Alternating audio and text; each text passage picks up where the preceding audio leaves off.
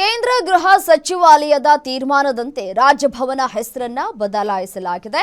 ಕರ್ನಾಟಕದ ರಾಜಭವನದ ಹೆಸರನ್ನ ಲೋಕಭವನ ಅಂತ ಹೇಳಿ ಮರು ನಾಮಕರಣವನ್ನ ಮಾಡಲಾಗಿದೆ. ಹೀಗಾಗಿ ಇನ್ನು ಸರ್ಕಾರದ ಎಲ್ಲಾ ಇಲಾಖೆ ಆದೇಶ ವ್ಯವಹಾರದಲ್ಲಿ ಲೋಕಭವನ ಕರ್ನಾಟಕ ಅಂತ ಹೇಳಿ ನಮೂದಾಗಲಿಕ್ಕಿದೆ. ಈ ಬಗ್ಗೆ ರಾಜಭವನದ ಬಳಿಯಿಂದ ನಮ್ಮ ಪ್ರತಿನಿಧಿ ಒಂದು ವಾಕ್ ಥ್ರೂ ಅನ್ನ ನಡೆಸಿದ್ದಾರೆ. ಬನ್ನಿ ನೋಡ್ತಾ ಹೋಗೋಣ. ಬ್ರಿಟಿಷರ ಕಾಲದ ಹೆಸರುಗಳನ್ನ ಬದಲಾವಣೆ ಮಾಡೋದಕ್ಕೆ ಕೇಂದ್ರ ಸರ್ಕಾರ ನಿರ್ಧಾರ ಮಾಡಿದೆ. ಈಗಾಗಲೇ ಸಂಸತ್ತು ಮತ್ತು ಸರ್ಕಾರಿ ಕಚೇರಿಗಳನ್ನ ಹೆಸರುಗಳನ್ನ ಬದಲಾವಣೆ ಮಾಡಿರುವಂತದ್ದು. ಇದೀಗ ರಾಜಭವನದ ಹೆಸರನ್ನು ಕೂಡ ಕೇಂದ್ರ ಸರ್ಕಾರ ಬದಲಾವಣೆ ಮಾಡೋದಕ್ಕೆ ಮುಂದಾಗಿದೆ. ಇನ್ನು ಮುಂದೆ ಕರ್ನಾಟಕದಲ್ಲಿರುವಂತಹ ರಾಜಭವನ ಕರ್ನಾಟಕದ ಲೋಕಭವನ ಕರ್ನಾಟಕ ಆಗಿ ಮಾರ್ಪಾಡಾಗತ್ತೆ. ಈಗ ಸದ್ಯ ನಾನು ರಾಜಭವನದ ಮುಂದೆ ಇದ್ದೀನಿ. ನೀವು ಹಲವಾರು ವರ್ಷಗಳಿಂದಲೂ ಕೂಡ ಈ ರಾಜಭವನಕ್ಕೆ ಬಂದು ಹೋಗ್ತಾ ಇರ್ತೀರಿ. ಆದ್ರೆ ಇನ್ನು ಮುಂದೆ ಈ ರಾಜಭವನದ ಹೆಸರು ಲೋಕಭವನ ಕರ್ನಾಟಕ ಅನ್ನುವಂತ ಪರಿವರ್ತನೆ ಆಗ್ತಾ ಇದೆ. ಕೇಂದ್ರ ಸರ್ಕಾರ ನವೆಂಬರ್ 25ರಂದು ಈ ಒಂದು ಆದೇಶವನ್ನ ಮಾಡಿದೆ ಅನ್ನುವ ನಿಟ್ಟಿನಲ್ಲಿ ಈಗ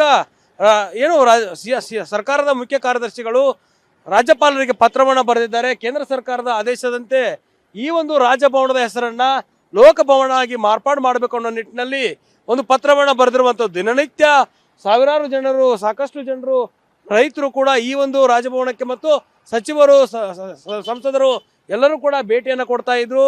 ಪ್ರಮುಖವಾಗಿ ರಾಜಭವನ ಎಂದಲೇ ಖ್ಯಾತಿಯನ್ನು ಪಡೆದಂತ ಈ ಒಂದು ರಾಜಭವನದ ಹೆಸರು ಇನ್ನು ಮುಂದೆ ಲೋಕಭವನ ಆಗಿ ಪರಿವರ್ತನೆ ಆಗತ್ತೆ.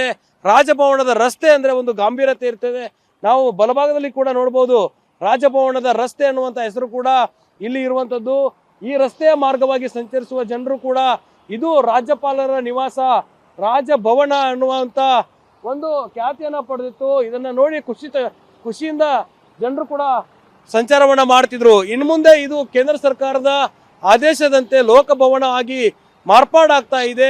ರಾಜಭವನ ಲೋಕಭವನ ಕರ್ನಾಟಕ ಅನ್ನುವಂತ ಮಾರ್ಪಾಡಾದ ಬಳಿಕ ಏನು ರಾಜ್ಯದಲ್ಲಿ ಬ್ರಿಟಿಷರು ಈ ಹಿಂದೆ ಹೆಸರುಗಳನ್ನ ಇಟ್ಟೋಗಿದ್ರು, ಆ ಹೆಸರುಗಳನ್ನ ಬದಲಾವಣೆ ಮಾಡಬೇಕನ್ನುವ ನಿಟ್ಟಿನಲ್ಲಿ ಕೇಂದ್ರ ಸರ್ಕಾರ ನಿರ್ಧಾರವನ್ನು ತೆಗೆದುಕೊಂಡಿದೆ. ಸಂಸತ್ತಾಗಿರ್ಬೋದು, ಸರ್ಕಾರಿ ಕಚೇರಿಗಳಾಗಿರ್ಬೋದು, ಎಲ್ಲವನ್ನೂ ಕೂಡ ಈಗಾಗಲೇ ಬದಲಾವಣೆ ಮಾಡುವಂತ ನಿರ್ಧಾರಕ್ಕೆ ಕೇಂದ್ರ ಸರ್ಕಾರ ಬಂದಿರುವಂತದ್ದು. ಕ್ಯಾಮರಾ ಪರ್ಸನ್ ಶಿವ ಜೊತೆ ದುರ್ಗೇಶ್ ನಾಯ್ಕ, ಗ್ಯಾರಂಟಿ ನ್ಯೂಸ್, ಬೆಂಗಳೂರು.